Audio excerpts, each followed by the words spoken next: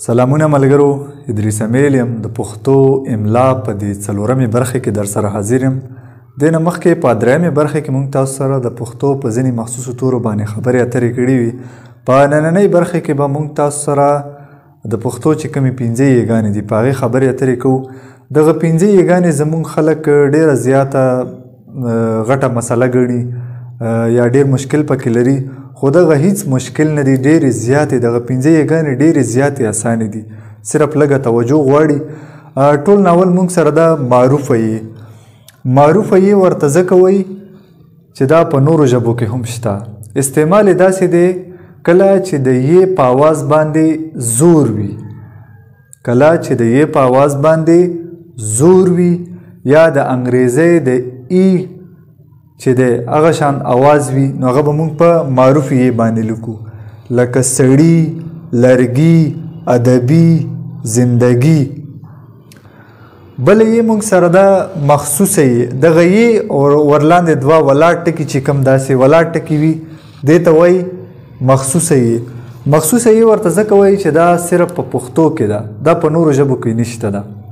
استعمال یې داسې دی، ټول ناوله خبره، هغه واحد مؤنث ټکي چې په آخره کې هی راځي، هغه ټکي چې کله موږ جمع ته بدلو نو هغه به موږ په مخصوص یې لیکو، لکه شپه، شپې، جرګه، جرګې، خبره، خبرې. بل هغه کله چې د یې لاندې زیر راځي، یې د زیر آواز ورکوي، یا د یې نه مخکې چې کوم توری دی هغې لاندې زیر وي، نو هغه هلته موږ مخصوصه یې استعمالوو، لکه هیر، شمیر. هغه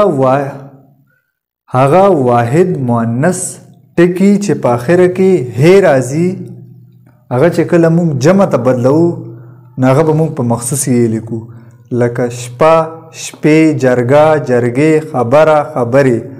بل کله چې یې د زیر آواز ورکوي، یې لاندې د زیر آواز وي، یا د یې نه مخکې چې کوم توری دی هغې لاندې زیر وي، نو هغه به موږ په مخصوص یې لیکو، هیر، شمیر، همداسې نور بلا ډېر ټکي دي. بل یې موږ سره ده تانیثه یې، دغه یې او په آخر کې داسې لکۍ شان ده، لکۍ واله یې هم ورته وایي، مؤنثه یې، تانیثه یې.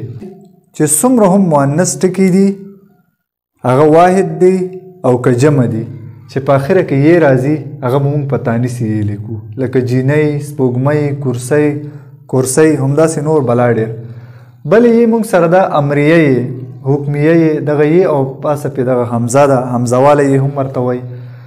کله چې امر وي، کم ټکي چې امر دپاره استعمالیږي یا حکم وي پکې، نو هغه ټکي به موږ په امریه یې لیکو، لکه راشئ، ځئ، راځئ، کوئ. امریه یې هم د ټکو په آخر کې استعمالیږي. بله یې موږ سره ده مجهوله یې. مجهوله یې موږ سره په 2 ډول ده.